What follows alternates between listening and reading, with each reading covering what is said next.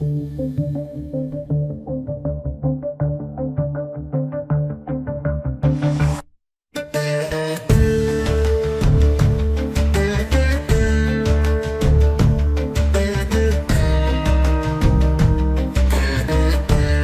ಹರಿರಚಿಂತ್ಯ ಸರ್ವದೇವೈಕವಂದ್ಯ ಪರಮಗುರುರಭೀಷ್ಟಾವಾಪ್ತಿದ ಸಜ್ಜನಾನ ನಿಖಿಲ ಗುಣಗಣಾರ್ಣೋ ನಿತ್ಯ ನಿರ್ಮುಕ್ತದೋಷ ಸರಸಿಜನಯನೋಸು ಶ್ರೀಪತಿರ್ಮಾನದೋನಃ ಅಭ್ರಮಂ ಭಂಗರಹಿತಂ ಅಜಡಂ ವಿಮಲಂ ಸದಾ ಆನಂದತೀರ್ಥಂ ಮತುಲಂ ಭಜೇ ತಾಪತ್ರಯಾಪಹಂ.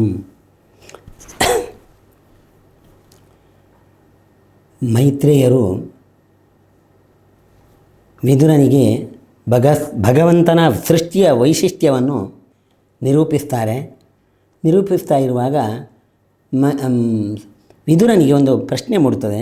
ಅವನು ಮೈತ್ರೇಯರಲ್ಲಿ ಪ್ರಶ್ನೆ ಮಾಡ್ತಾನೆ, ನೀವು ಭಗವಂತ ಸೃಷ್ಟಿ ಮಾಡಿದ ದೇವತೆ ಒಳಗೆ ಇದ್ದುಕೊಂಡು ಅವರಿಗೆ ತ್ರಾಣ ಕೊಟ್ಟು ಅವರ ಮೂಲಕವಾಗಿ ಇಡೀ ಪ್ರಪಂಚವನ್ನು ಸೃಷ್ಟಿ ಮಾಡಿದ ಅಂತೇಳಿ ಹೇಳಿದಿರಿ. ಭಗವಂತ ಈ ಸೃಷ್ಟಿಗೆ ಯಾಕೆ ಪ್ರವೃತ್ತಿ ಮಾಡಿದ? ಏಕೆ ಹೇಳಿದರೆ, ಪ್ರಾಕೃತ ವಸ್ತುಗಳ ಸಂಪರ್ಕದಿಂದ ಸೃಷ್ಟಿ ಮಾಡೋದು. ಆ ಸೃಷ್ಟಿ ಮಾಡುವಾಗ ಅವನಿಗೆ ಪ್ರಕೃತಿ ಸಂಬಂಧ ಆದ ಹಾಗಾಯಿತು, ಪ್ರಾಕೃತ ವಸ್ತುಗಳ ಸಂಬಂಧ ಆಗಾಯಿತು. ಪ್ರಾಕೃತ ವಸ್ತುಗಳ ಸಂಬಂಧ ಅನ್ನುವಂಥದ್ದು ಅದು ನಮಗೆ ದುಃಖಕ್ಕೆ ಕಾರಣವಾದದ್ದು. ಭಗವಂತ ಪರಿಪೂರ್ಣನಾದವನು, ಆನಂದ ಸಾಗರ. ಅವನಿಗೆ ಸೃಷ್ಟಿಯ ಒಡನಾಟ ಏಕೆ ಬೇಕು? ವ್ಯರ್ಥವಾಗಿ ಭೌತಿಕ ವಸ್ತುಗಳ ಸಂಪರ್ಕ ಬೆಳೆಸಿಕೊಳ್ಳುವುದುಂಟಲ್ವ, ಅದು ಇಷ್ಟಪಟ್ಟು ಮುಳ್ಳಿನಿಂದ ಶುಚ್ಚಿಕೊಂಡ ಹಾಗೆ. ಯಾಕಂದರೆ ಆ ವಸ್ತುಗಳ ಸಂಪರ್ಕ ಆದ ಕಡೆ ದುಃಖ ಬರ್ತದೆ. ಆ ದುಃಖವನ್ನು ನಾವು ಪ್ರಯತ್ನಪಟ್ಟರು ಸಂಪಾದಿಸಿಕೊಂಡ ಹಾಗೆ ಆಗ್ತದೆ. ವಿವೇಕಿ ಆದವನು ಯಾವಾಗಲೂ ಕೂಡ ಇಂತಹ ಕೆಲಸವನ್ನು ಮಾಡೋದಿಲ್ಲ. ಭಗವಂತ ಸರ್ವಜ್ಞನಾದವನು ಈ ಒಂದು ಸೃಷ್ಟಿಯಲ್ಲಿ ಯಾಕೆ ಪ್ರವೃತ್ತಿ ಮಾಡಿದ ಅಂತೇಳಿ ಹೇಳುವಾಗ, ಹಾಗಾದರೆ ಆ ಸೃಷ್ಟಿ ಏನು ಅವನಿಗೆ ದುಃಖವನ್ನು ಕೊಡುವಂಥದ್ದಲ್ಲ, ಅವನು ಆಟದ ಥರ ಆಡಿದ ಹಾಗೆ. ಅದು ಭಗವಂತ ಪ್ರಪಂಚದ ಸೃಷ್ಟಿ ಅಂದರೆ ಭಗವಂತನಿಗೊಂದು ಆಟ ಅಂತೇಳಿ ಹೇಳಿದ್ದಾರೆ. ಸೃಷ್ಟಿಯೂ ಒಂದು ಆಟ ಅಂತೇಳಿ ಆದರೆ ಮುಳ್ಳಿನಿಂದ ಚುಚ್ಚಿಸಿಕೊಳ್ಳುವುದು ಅದು ಒಂದು ಆಟವೋ? ಆಟ ಆಗೋದಿಲ್ಲ. ದೋಷಯುಕ್ತ ಪದಾರ್ಥಗಳ ಸಂಪರ್ಕ ಪಡೆಯುವುದುಂಟಲ್ಲ, ಅವುಗಳಿಂದ ಹಿಂಸೆ ಅನುಭವಿಸುವುದು, ಅದು ಆಟ ಆಗಲಿಕ್ಕೆ ಸಾಧ್ಯ ಇಲ್ಲ. ಆಟ ಅಂತ ನಾವು ಅದನ್ನು ಹಾಗೆ ಪರಿಗಣಿಸಿದರೂ ಕೂಡ ಭಗವಂತನಿಗೆ ಈ ಆಟ ಕೊಡುವುದಿಲ್ಲ. ಯಾಕೆ ಹೇಳಿದರೆ, ಆಟ ಯಾವಾಗಲೂ ಆಡೋದು ಆನಂದಕ್ಕೋಸ್ಕರ. ಭಗವಂತನಿಗೆ ಆಟದಿಂದ ಮೊದಲು ಆನಂದದ ಕೊರತೆ ಇತ್ತು ಅಂತ ಅರ್ಥವೋ ಅಂತ ಪ್ರಶ್ನೆ ಮಾಡ್ತಾನೆ.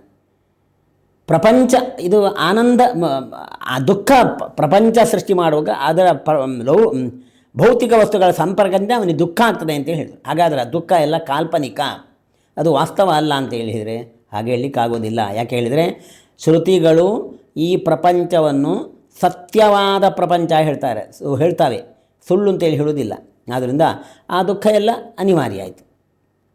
ಹೀಗೆ ಜಗತ್ತಿನಲ್ಲಿ ಅದು ದುಃಖಾದಿಗಳೆಲ್ಲ ಸತ್ಯ ಅಂತೇಳಿ ಆದಾಗ ಜಗತ್ತಿನಲ್ಲಿ ಆಗುವ ದುಃಖ ಎಲ್ಲ ಭಗವಂತನಿಗೆ ಅದರ ಸಂಪರ್ಕ ಆದ ಹಾಗಾಗ್ತದಲ್ಲ ಅಂತೇಳಿ ಹೇಳಿದಾಗ ಮೈತ್ರೇಯರು ವಿದುರನಿಗೆ ಉತ್ತರ ಕೊಡ್ತಾರೆ.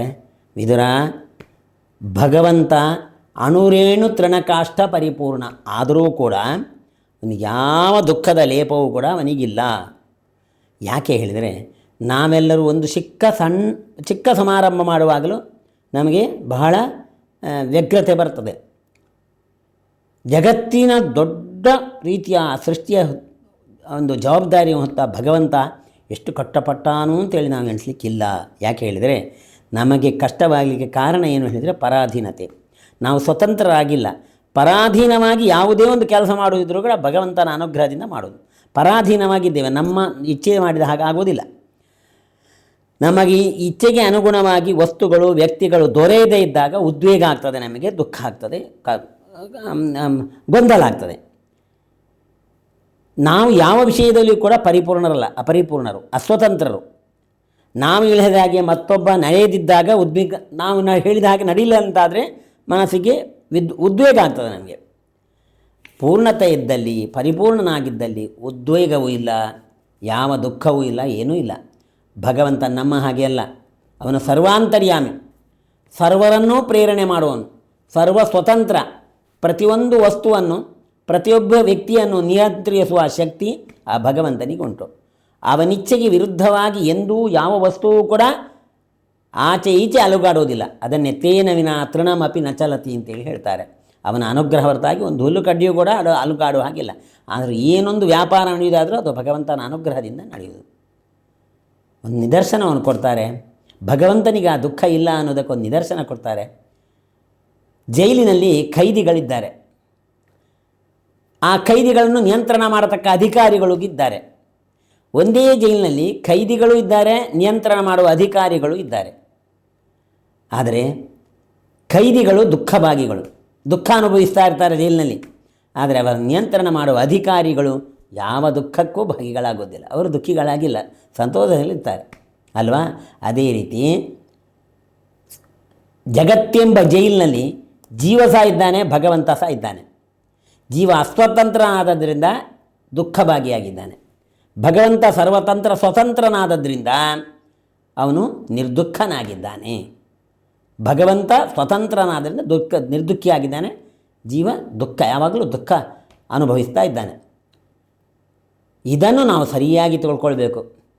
ಅಯ್ಯೋ, ನಮ್ಮ ಒಳಗೆ ಈ ಪ್ರಪಂಚದಲ್ಲಿದ್ದು ನಮ್ಮ ಹಾಗೆ ಭಗವಂತ ಕೂಡ ದುಃಖವನ್ನು ಅನುಭವಿಸ್ತಾ ಇದ್ದಾನಲ್ಲ, ನಮಗಾಗಿ ಎಷ್ಟು ಕಷ್ಟ ಅನುಭವಿಸ್ತಾನವನು ಅಂತ ಅವನ ಮೇಲೆ ಕನಿಕರ ಪಡಬೇಕಾಗಿಲ್ಲ. ಯಾಕೆಂದರೆ ಅಲ್ಲಿ ಇನ್ನೂ ನಾವು ತಿಳಿಲಿಕ್ಕೆ, ಅದರಿಂದಲೂ ಇನ್ನೂ ಏನು ತಿಳ್ಕೊಳ್ಳಿಕ್ಕಿದ್ದದು ಹೇಳಿದರೆ, ನಮ್ಮ ಜೊತೆಗೇ ಇದ್ದರೂ ಕೂಡ ಅವನಿಗೆ ಚೂರೂ ದುಃಖ ಆಗೋದಿಲ್ಲಲ್ಲ, ಏನೂ ವ್ಯಗ್ರನಾಗುವುದಿಲ್ಲಲ್ಲ, ಯಾವ ವಿಕಾರವೂ ಅವನಲ್ಲಿ ನಡೆಯುವುದಿಲ್ಲಲ್ಲ ಅಂಥೇಳಿ ಹೇಳಿ ನಮಗೆ ಆಶ್ಚರ್ಯ ಆಗಬೇಕು.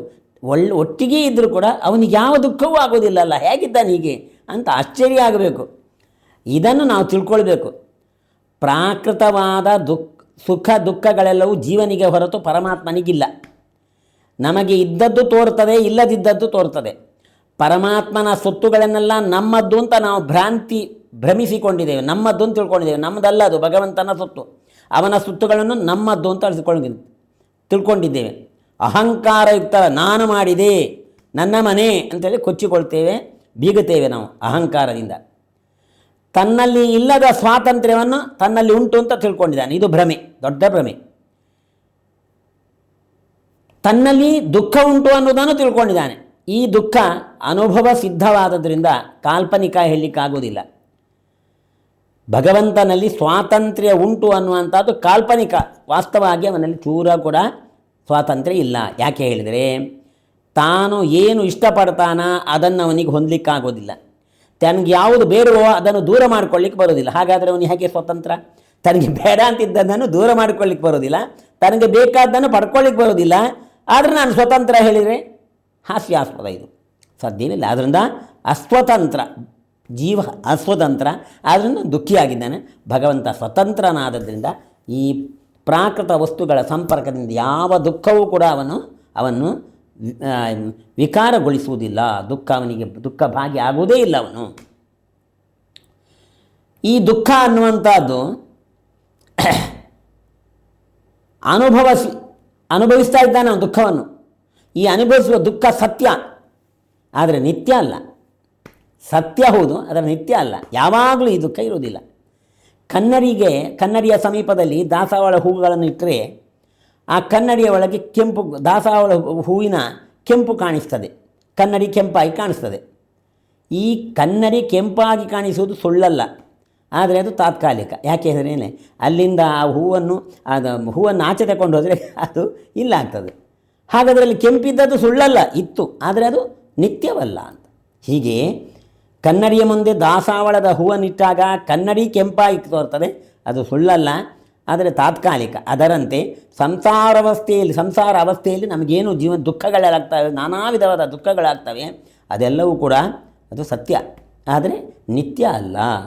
ದಾಸವಾಳ ಹೂವು ಕನ್ನಡಿಗೆ ದಾಸವಾಳ ಹೂವಿನ ಕೆಂಪಿನ ಸಂಪರ್ಕದಂತೆ ತಾತ್ಕಾಲಿಕ. ಆದರೆ ಮತ್ತು ಇದು ಸಹಜವಾದದ್ದಲ್ಲ, ಅಂದರೆ ಜೀವನ ಸ್ವಾಭಾವಿಕವಾದದ್ದಲ್ಲ, ಇದು ಅದೇ ತಾತ್ಕಾಲಿಕವಾದದ್ದು. ಅದು ಸಹಜವಲ್ಲ.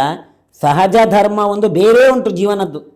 ಸಾತ್ವಿಕ ಜೀವರಾಶಿಗಳೆಲ್ಲ ಜ್ಞಾನಾನಂದ ಸ್ವರೂಪರು ಅಂತ, ಅದರ ಅಭಿವ್ಯಕ್ತಿ ಅವರಿಗಾಗುವುದಿಲ್ಲ. ಅಭಿವ್ಯಕ್ತಿ ಆಗದೇ ಇರುವುದರಿಂದ ಲೋಕದ ಪ್ರಾಕೃತ ವಸ್ತುಗಳ ಸಂಪರ್ಕದಿಂದ ದುಃಖವನ್ನು ಅನುಭವಿಸ್ತಾ ಇದ್ದಾರೆ. ತನ್ನ ಸ್ವರೂಪದ ಆನಂದದ ಆವಿರ್ಭಾವ ಆಯಿತು ಹೇಳಿದರೆ ಯಾವ ದುಃಖವೂ ಕೂಡ ಅವನಿಗಿಲ್ಲ. ಇಂತಹ ತನ್ನ ನಿಜ ಸ್ವರೂಪದ ಅಭಿವ್ಯಕ್ತಿ ಉಂಟಲ್ಲ, ಅನುಭವ, ಅದು ಕೇವಲ ಭಗವಂತನ ಸೇವೆ, ಭಗವಂತನ ಭಕ್ತಿಯಿಂದ ತನ್ನ ನಿಜವಾದ ಸ್ವರೂಪದ ಅಭಿವ್ಯಕ್ತಿ ಆಗ್ತದೆ. ಅದು ಅನುಭವಕ್ಕೆ ಬರ್ತದೆ. ನಿರ್ದುಃಖನಾದವನು, ದುಃಖ ಲೇಷವೂ ಇಲ್ಲದೇ ಇರತಕ್ಕವನು ಭಗವಂತ ಮಾತ್ರ. ಉಳಿದವರೆಲ್ಲರೂ ಕೂಡ ದುಃಖಿಗಳು ಎಂಬ ಎಚ್ಚರ ನಮಗೆ ದೃಢವಾಗಬೇಕು. ನಾವೆಲ್ಲರೂ ಕೂಡ ದುಃಖಿಗಳು, ಒಬ್ಬನೇ ದುಃಖ ಲೇಷವೂ ಇಲ್ಲದೇ ಇರತಕ್ಕವನು ಅನ್ನೋದನ್ನು ದೃಢಪಡಿಸಿಕೊಂಡಾಗ ನಮಗೆ ಸ್ವರೂಪದ ಆನಂದ ಆವಿರ್ಭಾವ ಆಗ್ತದೆ. ಅದು ದೇವರ ಅನುಗ್ರಹದಿಂದ ಆಗುವುದು. ಹೀಗೆ ಮೈತ್ರೇಯರು ವಿದುರನಿಗೆ ತಮ್ಮ ಈ ಪ್ರಾಕೃತ ವಸ್ತುಗಳ ಸಂಪರ್ಕದಿಂದ ಭಗವಂತನಿಗೆ ದುಃಖ ಇಲ್ಲ, ನಮಗೆ ಮಾತ್ರ ಅನ್ನೋದನ್ನು ಒಳ್ಳೆಯ ರೀತಿಯಲ್ಲಿ ಉಪಪಾದನೆ ಮಾಡಿದಾಗ ವಿದುರನಿಗೆ ಭಾರಿ ಸಂತೋಷ ಆಗ್ತದೆ. ಅವನು ಹೇಳ್ತಾನೆ, ನನಗೆ ಬಹಳ ಸಮಾಧಾನ ಆಯಿತು, ತುಂಬ ತೃಪ್ತನಾದಿ ನಿಮ್ಮ ಉತ್ತರದಿಂದ ಅಂತೇಳಿ ಮೈತ್ರೇಯರಿಗೆ ವಿದುರ ಹೇಳ್ತಾನೆ. ಮುಂದೆ ಮೈತ್ರೇಯರು ವಿದುರನಿಗೆ ವಿಶದವಾಗಿ ಪಾದ್ಮದೃಷ್ಟಿಯ ಉಪದೇಶವನ್ನು ಮಾಡ್ತಾನೆ.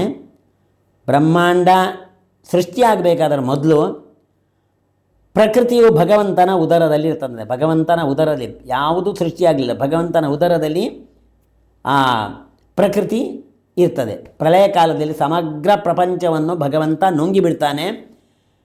ಹೇಗೆ ಹೇಳಿದರೆ ನಿದರ್ಶನ ಕೊಡ್ತಾರೆ. ಜೇಡರ ಹುಳುವು ತನ್ನ ಒಂದು ಉದರದಲ್ಲಿರತಕ್ಕಂತಹ ರಾಡಿಯನ್ನೇ ಹೊರಗೆ ಹಾಕಿ ಮನೆ ಕಟ್ಟಿ ಅದರಲ್ಲಿ ತುಂಬ ಸಮಯ ವಾಸ ಮಾಡಿ ತನಗೆ ಬೇಡ ಅಂತ ಕಂಡಾಗ ಅದೇ ರಾಡಿಯನ್ನೆಲ್ಲವನ್ನು ಕೂಡ ಉದರದಲ್ಲಿ ತುಂಬಿಕೊಂಡು ಬೇರೆ ಕಡೆಯಲ್ಲಿ ಮನೆ ಕಟ್ತದೆ. ಹಾಗೆಯೇ ಭಗವಂತ ಇಡೀ ಪ್ರಪಂಚವನ್ನು ಪ್ರಳಯ ಕಾಲದಲ್ಲಿ ತನ್ನ ಉದರದ ಒಳಗೆ ಇಟ್ಟುಕೊಂಡು, ಅದು ಪ್ರಕೃತಿ ಸೂಕ್ಷ್ಮ ರೂಪದಲ್ಲಿರ್ತದೆ, ಅದನ್ನೇ ಮುಂದೆ ಆ ಸೂಕ್ಷ್ಮ ರೂಪದಲ್ಲಿರುವ ಪ್ರಕೃತಿ ಉಂಟಲ್ವ, ಅದರಿಂದಲೇ ಜಗತ್ತನ್ನು ಪುನಃ ಸೃಷ್ಟಿ ಮಾಡ್ತಾನೆ ಭಗವಂತ. ತನ್ನ ಉದರದಲ್ಲಿರತಕ್ಕಂಥ ಪ್ರಕೃತಿಯಿಂದೇ ಈ ವಿಶಾಲವಾದ ಜಗತ್ತನ್ನು ಸೃಷ್ಟಿ ಮಾಡ್ತಾನೆ. ಆಯಾ ಜೀವರ ಸಾಧನೆ ಎಲ್ಲ ಮುಗಿದ ಮೇಲೆ ಬಹಳ ಸಮಯದಲ್ಲಿ ಮುಂದೆ ಒಂದು ದಿನ ತನಗೆ ಬೇಡ ಅಂತ ಕಂಡಾಗ ಇಡೀ ಪ್ರಪಂಚವನ್ನು ಪುನಃ ಉದರದೊಳಗಿರ್ತಾನೆ. ಹಾಗಾದರೆ ಆ ಜೇಡರ ಹುಳು ತನ್ನ ಉದರದಿಂದ ಒಂದು ಮನೆಯನ್ನು ಕಟ್ಟಿದ ಹಾಗೆ, ಮುಂದೆ ಬೇಡ ಕಂಡ ಹಾಗೆ ಅದನ್ನು ಹೊಟ್ಟೆಯೊಳಗೆ ಪುನಃ ಮಾಡಿಕೊಂಡ ಹಾಗೆ ಭಗವಂತ ಸೃಷ್ಟಿ ಮಾಡಬೇಕು ಕಾಣುವಾಗ ಸೃಷ್ಟಿ ಮಾಡ್ತಾನೆ. ಸಾಕು ಅಂದಿದಾಗ ತನ್ನ ಉದರದೊಳಗೆ ಇಟ್ಕೊಳ್ತಾನೆ. ಈ ರೀತಿಯಾದಿ ಶ್ರೀಹರಿ ಸೂಕ್ಷ್ಮ ರೂಪವನ್ನು ತಾಳಿದ ಪ್ರಕೃತಿಯನ್ನಿಟ್ಟುಕೊಂಡು ವಿಸ್ತಾರಾದ ಪ್ರಪಂಚವನ್ನು ಸೃಷ್ಟಿ ಮಾಡ್ತಾನೆ ಅಂತೇಳಿ ಹೇಳಿ ಇಷ್ಟೆಲ್ಲ ವಿಷಯಗಳನ್ನು ಮೈತ್ರೇಯರು ವಿದುರನಿಗೆ ಹೇಳ್ತಾರೆ. ಇಂತಹ ಒಂದು ಆ ಪ್ರಪಂಚದ ಸೃಷ್ಟಿಯ ವಿಚಾರವನ್ನು ಹೇಳುವುದರಿಂದ ಬಹಳ ಸಂತೋಷ ಪಡ್ತಾನೆ, ಬಹಳ ಸಂತೋಷ ಆಗ್ತದೆ ಎಲ್ಲವನ್ನು. ಇಲ್ಲಿ ಮುಂದೆ ಭಗವಂತನ ಅನುಗ್ರಹದಿಂದಲೇ ಎಲ್ಲವೂ ನಡೆಯುವುದು. ಆ ನಿರ್ದುಃಖನಾದವನು ಅವನು.